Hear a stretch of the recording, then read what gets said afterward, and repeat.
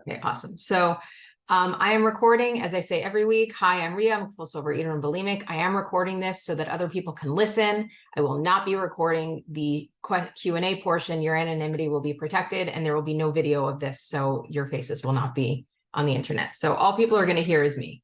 Anyway, hi, compulsive overeater and bulimic. Happy to be here. Grateful to be here. And I am going to talk about step 6 today. So step 6 is deceptively short in the big book. So you'll find it if you have your big book. You'll find it on page, hold on, page 76, top of page 76. If we can answer to our satisfaction. So what are we answering? So if you go back a page, we're talking about step 5, right? And the questions they ask at the bottom of page 75.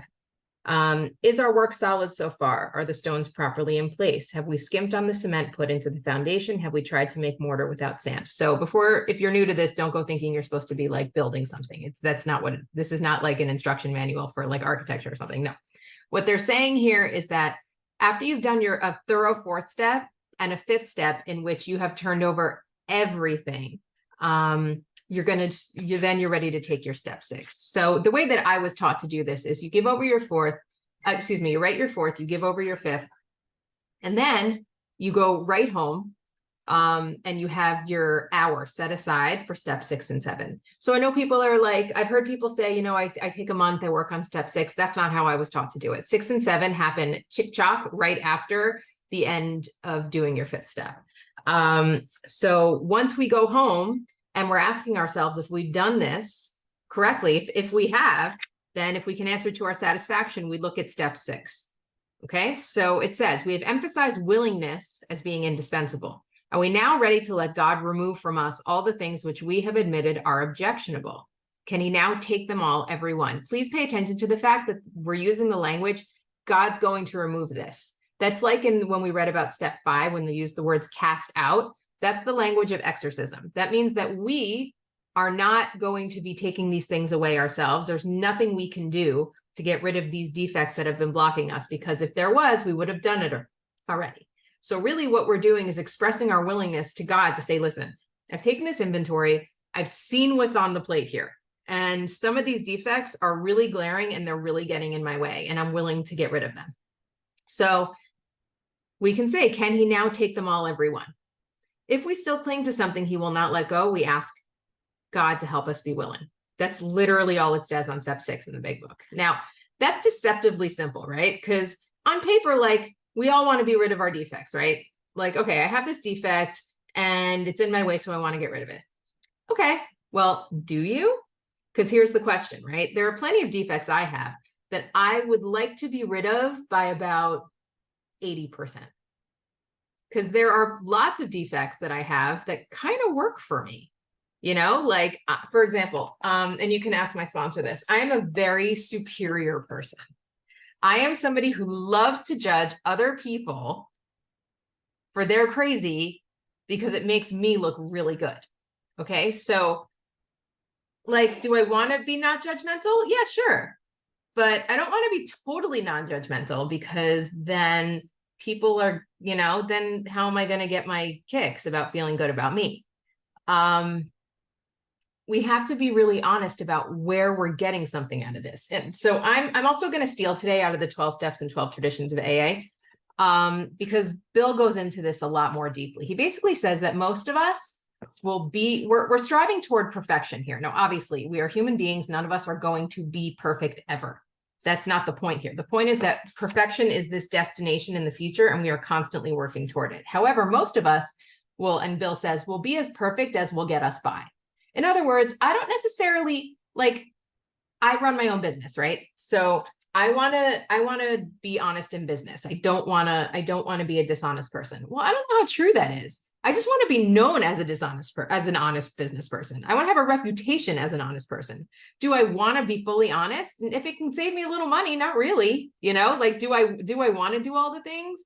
I have to check in with where I'm honest, what I'm holding on to. That's why it says this. Can he now take them all, every one? If we still cling to something we will not let go, we ask God to help us be willing. So But if I told you there's something inside of you that's killing you, wouldn't you want to be rid of it?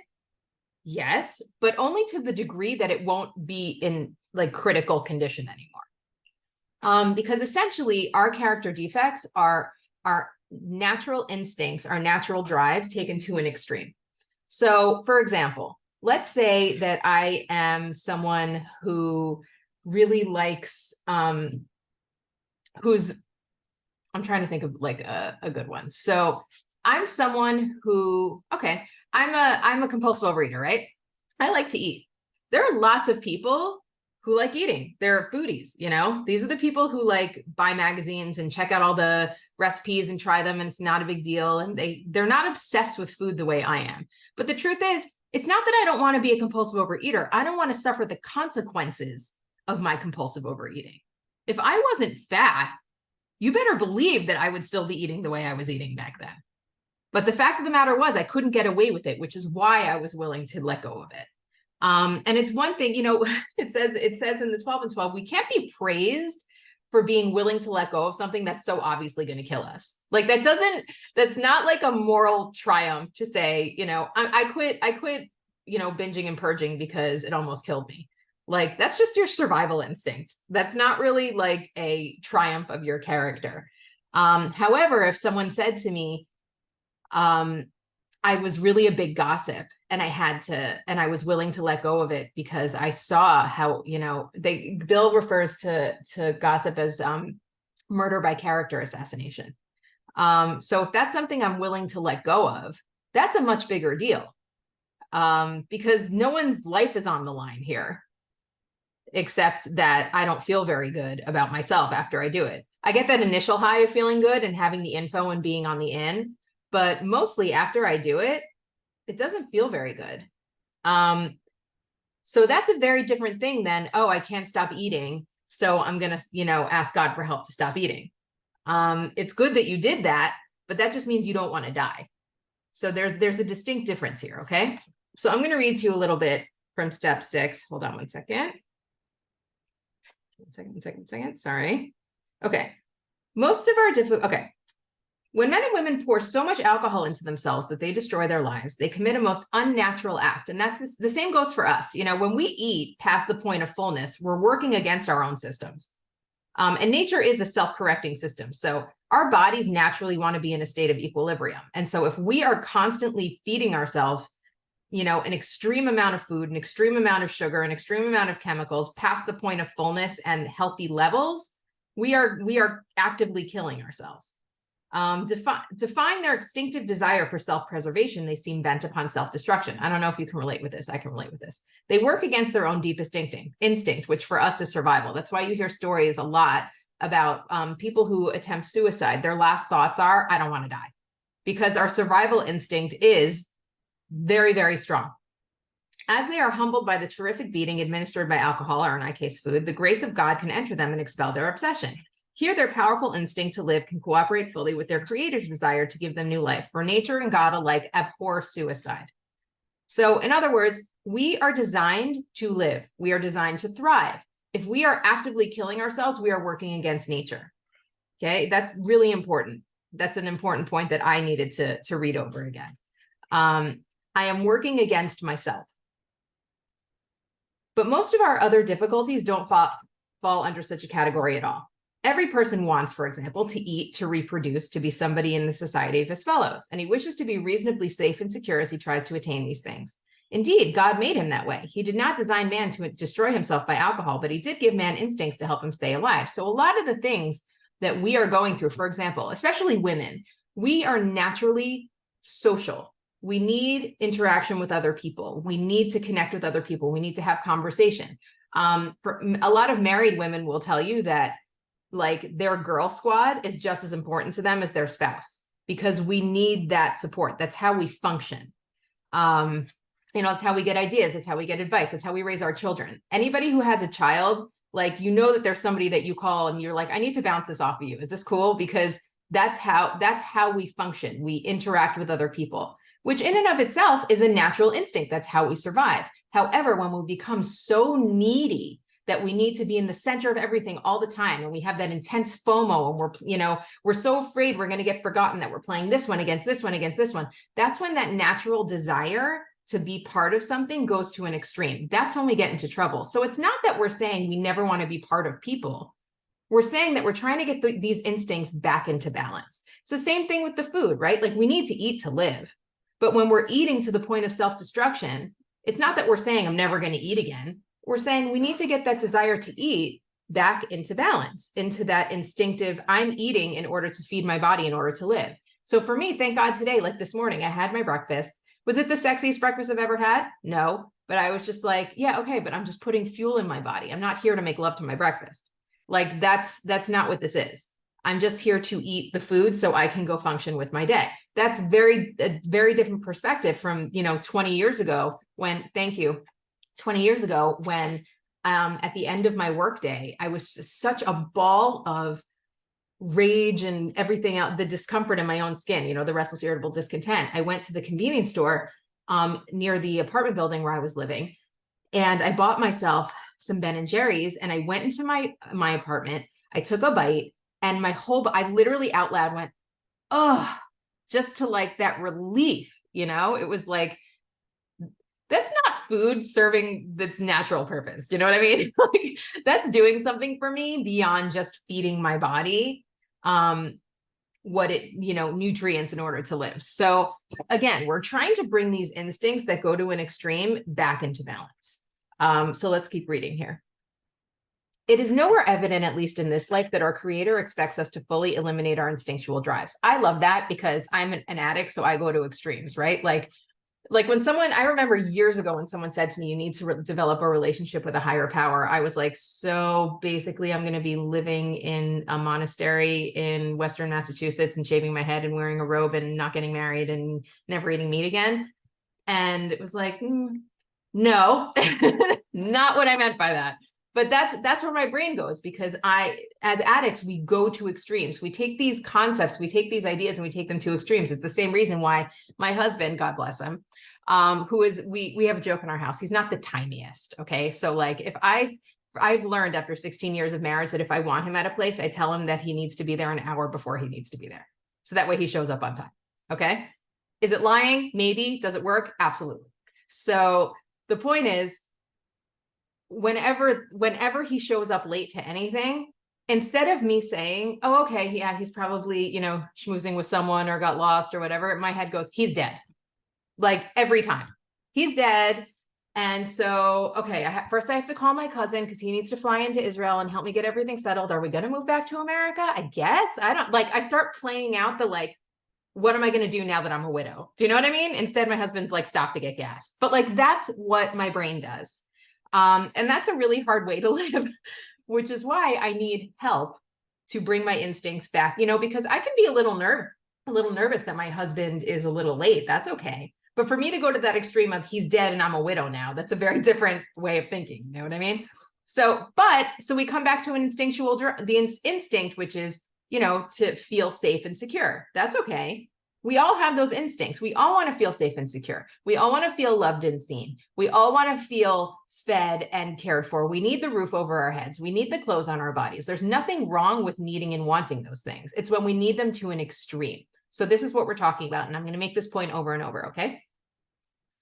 Since most of us are born with an abundance of natural desires, it isn't strange that we often let these far exceed their intended purpose. When they drive us blindly, or we willfully demand that they supply us with more satisfactions or pleasures that are possible or due us, that is the point at which we depart from the degree of perfection that God wishes for us here on earth.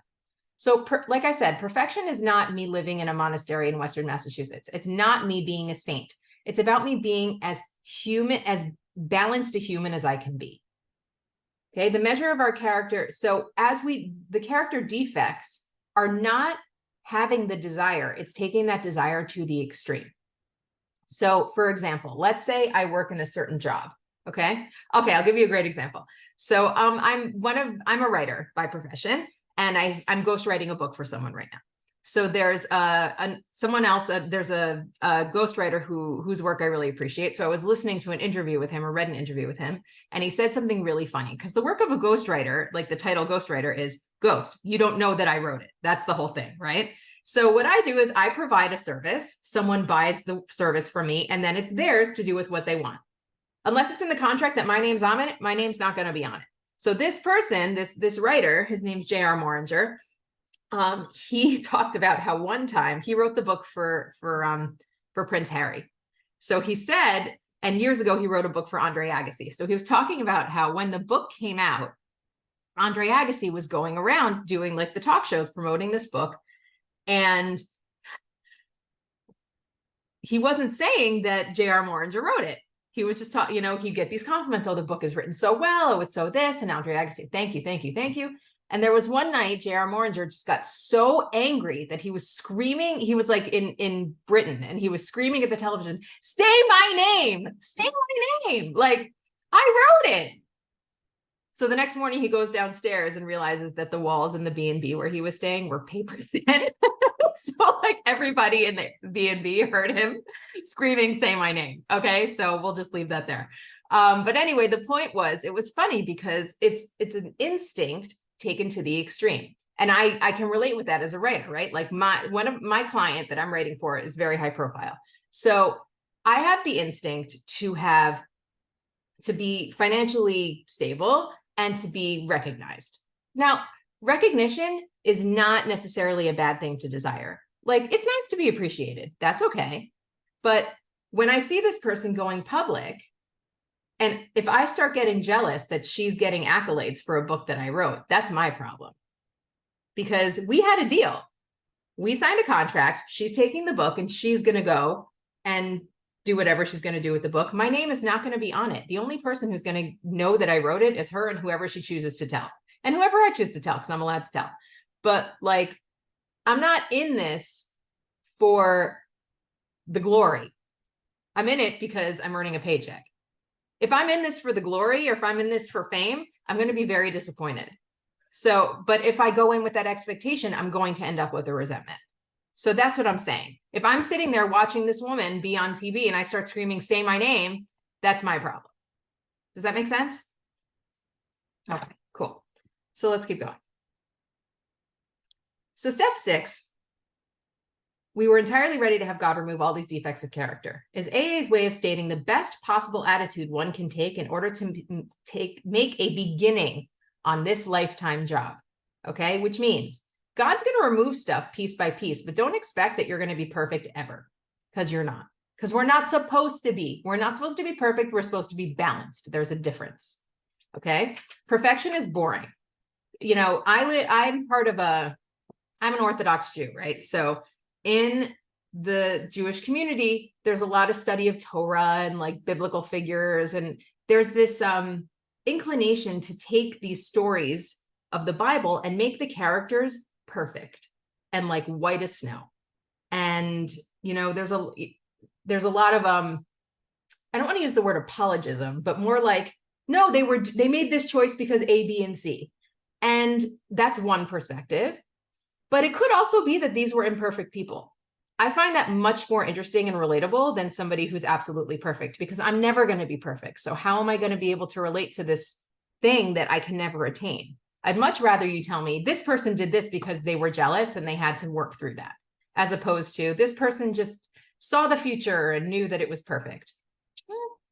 That's my point.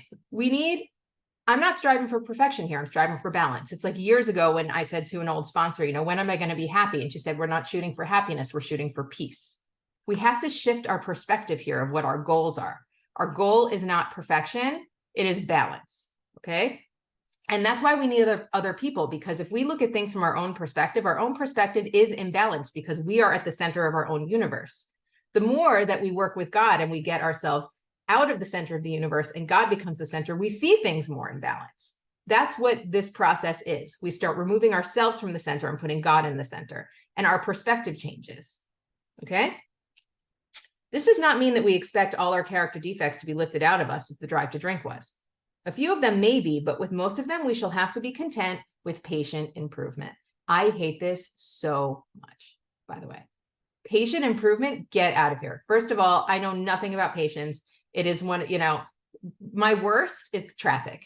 No, I do not want to be sitting. I want to go. We are going. We have to get there. I have stuff to do. Patience, no. Patient improvement, not interested. I want to wake up tomorrow and be gone. Like I want to be my best self yesterday. Okay. But that's not what this is. It's like those times where I would start a diet and hope that I would lose 50 pounds in a week. Never happened. It's the same thing. If I recognize a character defect, it doesn't mean that just because I recognized it, it's going immediately. There are plenty of character defects that I still have that I'm only slow, like have calcified to the point where only slowly am I going to hack at these things for the rest of my life. For example, we just moved. I remember, I think I talked about this last month, how like when we moved, thank you so much. When we moved, I was not okay, you guys. Like, you did not want to live in the same house with me. Everything made me furious, okay? Because I don't like transition, and I don't like when people don't act to their word. Okay, I just don't like people, okay? I just don't like when people are people. I just don't like that. Like, just be like me. That's it. So when they are not like me, or when they do things that inconvenience me, my fury is just, So what do? I lash out. I lash out at my husband because that's what I do. And I've done this for our entire marriage. Only recently, however, did something happen. Honestly, I don't even remember what it was, but it was just like, you are basically just fighting against the reality of things. If you just allow things to be hard, you have this story you tell yourself in your head, which is things are supposed to be easy all the time. Nothing's supposed to be challenging. And if it is, something's wrong. And if I just accept that it's hard and not fight against the fact that it's hard, it will be a lot less hard. That was the lesson I took from this move. And I'll give you another example, okay? I fell last week and I tore 4 ligaments in my ankle. I have been walking around with an air cast and a crutch. And my character defect that comes up, there's 2 of them. One is self-pity and one is that need for recognition, right? Because I'm a mom and I work. So we all know if you're a parent, you work your ass off. Okay. That's just what it is. Unless you don't. And that's cool too. There's all different, that's like free range parenting. I'm here for it, but I work my ass off. Okay. So all I want is for everyone to realize now that I'm like incapacitated, how much I do, right? Like, oh, the laundry's not done. Oh, I wasn't there for it. I wonder how hard it is for you now that I don't do the laundry and make your meals. And then, all I want is for everyone to come in and just be like, oh, my queen, I'm so sorry that you're in pain. I see now the light has shone upon me. I understand how much you do for us all the time. And I worship you. Do you know how much they care? They don't give a crap. Okay. They don't give a rat's ass how much I do. Okay. They just are annoyed when they're like, do you have clean shorts? Like my husband, God bless him. He's like, did you wash my pants this week? And I was like, you're fired. Like, hello, do you see the air cast on my ankle? No, I didn't wash your goddamn pants this week. Like, I haven't done anything. I'm paying my stepdaughter to be like my mother's helper to do the stuff that I can't do this week. And guess what? I have 2 choices. I can be mad about the fact that not everyone's worshiping me and, the sea hasn't split in my house and they all realize that I'm this goddess who makes the whole world turn. Or I can just be like, okay, I'm just going to go ice my ankle now. Like, so for the most part, I'm icing my ankle. And instead of like waiting for being a big martyr about it, which I've totally done. And I was raised by a martyr, right? We Jewish women, we know how to martyr so hard. So I was raised by a martyr who would like, go around the kitchen, like, cleaning. And it was just like you can hear her begging us to be like, is everything okay, Mom? No, I don't do that. Today I can't do it and I'm not going to try to do it and then wait for you to feel bad for me to ask me if I need help. I just told my stepdaughter, I can't do it. I'll pay you $30 an hour and go. And like, that's how we're rolling. That's how we're doing it.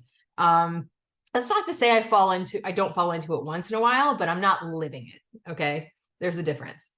That's what I'm talking about. This understanding what my natural drive is, what my need is, which is totally normal and human and okay, but meeting it in a healthy way and not taking it to an extreme. There's an expression that I've heard many times in program, which you've probably heard, which is like, so it used to be going to Target for milk, but now Target sells milk. So now I say going to Home Depot for milk, because Target's now the everything store. So I don't go to Home Depot for milk anymore. If you guys don't know what Home Depot is, I don't know what the British equivalent is, but it's basically like the store that like the men go to and get lost and they buy like saws and shit. Like that's Home Depot. Okay. If you're one of those like DIYers who loves Home Depot, God bless you. I walk in there and I'm just like, oh God, get me out of here. Like I can't with the smell of like wood and stuff. Anyway, so yeah, like they can have conversations about the size of screws for like 45 minutes. And I'm just like, I'll be in TJ Maxx, thanks. Anyway, so my point is, if I have a need, I can't go to the wrong place to get it. And I can't expect knowing that I'm going to the wrong place to get it and then get mad that I'm not going to get it. So that's another way that these extremes play out. For example, it comes up for me a lot with like my parents. So my mom passed away 15 years ago, almost 14 and a half years ago, whatever. And my dad, God bless him, he, I believe, is on the autism spectrum and lost his own mother at 17 and has no people tools, like zero. So my mother was really like the emotional anchor in my family. And so if I ever need parenting, I don't go to my dad, because that's not true. If I need advice on something practical, I will go to my dad. If I need a cheerleader, I do not go to my dad, because he doesn't know how. He's not doing it on purpose. He just doesn't know how to do that. So I've developed my own squad and my own team of people and my own family of origin, where I know if there's something that I need, there's somebody I can call to get it. And that is okay. However, an extreme would be, well, my father should be this, this, and this. So I'm going to keep calling him, expecting him to finally figure it out. And then walking away from the conversation, not only being pissed off, but still not getting what I needed. What is the point? So I can, have this self-fulfilling prophecy? No, I can't let these extreme, there's still a part of me that's still that little girl that wants to be parented, that wants to be picked up and carried home and fall asleep on daddy's shoulder, Everybody has it. It's a normal instinctive thing. My mother is dead and my father loves me so much, but just doesn't have the tools. So I can either fight that and act out trying to get that need met, or accept it and meet that need in a healthy way. That's the choice. And those are the kinds of choices we have to face every single day. That's what I'm talking about. Balance. Okay. Let's keep going. How many of us have this degree of readiness, right? Because it says we're entirely ready to have God remove all these defects of character. So the words entirely and all are in there. So pay attention to that, which means that step 6 is an ongoing process, because I don't know about you, but I'm very rarely entirely ready to do anything. The only time I think I've been entirely ready to do anything was when I was entirely ready to get abstinent, which took me 2 years, and entirely ready to have a baby because I didn't have a choice because the baby was coming. That's it. Okay. Other than that, no. And all my defects of character, no way. I live in a time and place where it's all about like gossip and celebrities and beauty and Kardashians and whatever, and HGTV and like having a beautiful house. I want to be part of the club. I want to be like cute and have a cute house and have like nice stuff. And I don't want to let go of all that. I don't want to be that monk in Western Massachusetts. No one said I had to. It's okay to have and want beautiful things for your home, but not so that other people will walk in your house and say, ooh, it's for you to walk in your house and go and say, thank you, God, for this beautiful house. There's a difference. Okay. And it's been really coming up for me a lot in putting my new house together, because my new house is absolutely stunning. I have no idea how it happened. I don't know. God was just like, here, have your dream house. And I was like, okay, cool. And I'm putting my house together now, not out of a need to prove that I have a beautiful house, but so that when people walk in, they go, ah. Not so that they think I'm so great, but so that they feel welcome and comfortable. Do you know how crazy that is? Like, forget it. Like I said, I grew up in northern New Jersey.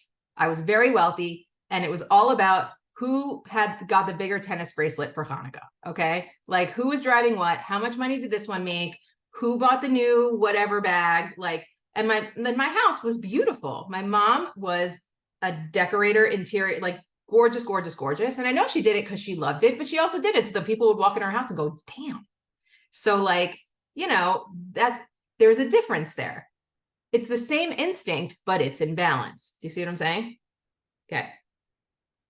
In an absolute sense, practically nobody has this degree of readiness. Thank God. Okay. The best we can do with all the honesty that we can summon is try to have it. Even the best of us will discover to our dismay that there is always a sticking point, a point at which we say, nope, can't give this up yet. And we shall often tread on even more dangerous ground when we cry, this I will never give up. Such is the power of our instincts to overreach themselves. Okay, so there are lots of character defects that we have that we may feel like, thank you, that we can never, I'm sorry, I didn't see what the clock said. How are we on time? 5 minutes? Okay, great. That's it. Wow, that was fast. That we may feel like we can never give up. We're stuck in them. We're this. Well, maybe we're stuck, but maybe we're married to them. You know, maybe somewhere back there, we walked down the aisle and married ourselves to these character defects. And we think that we're stuck, but really we just don't want to give them up. I'm looking at my 6th step right now at a couple of last notes. Right. Okay. So this is from these notes that I'm going to share are notes that I've heard other people say. I take no credit for them. Okay. So when it comes to being ready and willingness, right, we just have to make ourselves ready and God gives the assignment. Right. So for example, I may decide, okay, I'm really ready to give up gossip. That doesn't mean that God's ready to take it. God may not decide to take my gossip for 2 years, but he may decide that it's time for me to stop with the compulsive shopping. It's not up to me. I just have to be ready to do it. Okay. Here's another piece. Okay. At the end of the day, we're really at war with our own egos, right? Because our ego is struggling to survive. The goal of the ego is to perpetuate itself. That's why death scares us so much, by the way. It's not that we're not afraid of living. It's that we're afraid of not existing anymore because our ego doesn't understand a world in which we're not in it. So we're constantly fighting against an ego that's trying to perpetuate itself. So when something is removed from us, it's painful for the ego and it's going to fight hard to survive. But there's going to be 2 kinds of pain then. There's going to be the pain of something being removed and changed, or the pain of not changing and continuing to feed your ego. So you need to decide what kind of pain you want to sit in. Okay, that's up to you. Let me take a look here. Oh, okay, fine. Here's the other piece of what's really important about having God remove the character defect instead of us, because there are plenty of character defects that I've tried to get rid of on my own, and I fail and I fail and I fail and I fail. But once in a while, I'll withstand something, and then I'll do something that overcomes the character defect. And who do you think I give the credit to? Me. Because I am so strong and so powerful, right? But if I do any of these things on my own, it's actually a spiritual setback because it's feeding my pride and ego that I can do it myself. I can't make real spiritual progress on my own. I might overcome a defect, but that's just character building. If I want to make spiritual progress, I need to fall on my ass and like God take me out of it, because then I can't take credit for it. It's why I don't take credit. That's why what's so great about my abstinence is that it doesn't make sense to me. I didn't decide to get abstinent. What happened was, I still remember it. I sat in a meeting with these people after 2 years of just kind of like messing around, and a light bulb went off over my head. And I said, maybe if I have what these people have, maybe if I do what these people do, I'll have what they have. And that night I got abstinent. I take 0 credit for that because for 2 years I was not interested. People asked me to send them their food and I was like, you're a freak. Or, you know, like I was just not interested. Like weighing and measuring, get out of here. What are you guys, like psycho? No. But that night, done. So that had nothing to do with me. And that's why I think my abstinence is not something that I need to overthink, because it was given to me and it's done. I take no credit for it. It's the same thing with these character defects. I've had a lot of things that are removed from me. I've had most of my life a desperate need for attention that was extreme for a long time. Now, this is many years ago. Now I'm not so much. Now I just want everyone to leave me alone. But like mostly I was out there, loud, obnoxious, in theater, performing for everyone, blah, blah, blah. And somehow, and that was like this driving force for me. It wasn't just FOMO, it was this fear of not being seen and being forgotten, that I was forgettable, you know? Somehow that's not only been lifted, but brought into a sense of balance that's so even that I don't even, like I said, I have this client that I write for and she's touring all over and doing all these interviews and stuff. You couldn't pay me to do what she's doing, which is like the opposite of what I used to be. I would have killed to be her. Now I'm like, oh God, I just, no, like three time zones in one day, get out of here. That has nothing to do with me. I take no credit for that. That's a spiritual growth for me because I didn't do it. That was removed from me by being moved into balance. One of the big things for me was last year, I was starting to teach classes for women, like empowerment classes and all these kinds of things, a lot of which was taken from the 12 steps. And it was kind of going, and I was getting a lot of, thank you. And I was getting a lot of good feedback, and I'll wrap up very quickly. But mostly I realized that energy really needs to just be folded back into program. It just needs to be folded back in and used here. It doesn't mean that I need to be like a name or be recognized for anything that I do or accomplish. It's because I need to take what I've been given and give it back. That's it. So that's it. We're out of time already. Holy cannoli. All right, cool. Well, that's that then. Thanks, guys.